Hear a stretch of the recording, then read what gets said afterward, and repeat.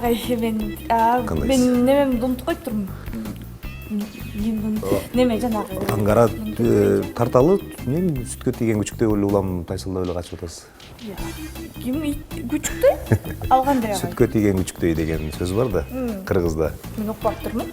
Анда ошол жөнүндө айтып берели. Агай ал кандай болуп калат ошондо? Сүт менен байланыштуубу же ит менен байланыштуубу? Бул экөө менен тең байланыштуу албетте. Ар бир сөздүн өзүнүн төркүнүндө түпкү маанисинде албетте ошо айтылган затка байланыштуу бир маани жатат да. Эми сүткө тойгон күчүктөй деген сөз айкашынын төркүнүн карап көрсөк, бул илгери көчмөн турмушта кыргыздар боз үйдө жашоо турмушун кечирип, анан ошол баягы сааган уйдан сааган, бээден сааган сүттөрүн ошол идиштерге куюп койгондо, эми боз үйдүн оозу ачык эле турганда, анан иттери болгон ошо мал жайганда, анан ошол үй ээси бир сыртка жумуштар менен чыгып кеткенде, малды карап келген чыгып кеткенде, баягы ит эми сүт жытын билип кирип, баягы табакка сүттү кээде ичип койгон да.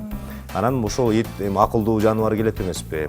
Анан үй ээси келгенде өзүнчө эле баягы тайсалдап качып чакырса да келбей, ага бир ошол бир тамак берейин десе да качып жүргөнүнөн ошондон улам баягы сүткө тийген күчүктөй деп айтылып калган. Бул адамдарга баягы бир өзү жашырын бир нерсе кылып алып, жашырын бир нерсени жасап алып, көбүнчө жаш балдарга карата айтылат. Агай сизге рахмат, сонун айтып бердиңиз, кызыктуу болду деп ойлойбуз. Анда бүгүн рубрикада сиздерди жаңы сөзгө үйрөткөн Мундузбек Абдыжапаров жана мен Ангара Рыскылбекова болдук.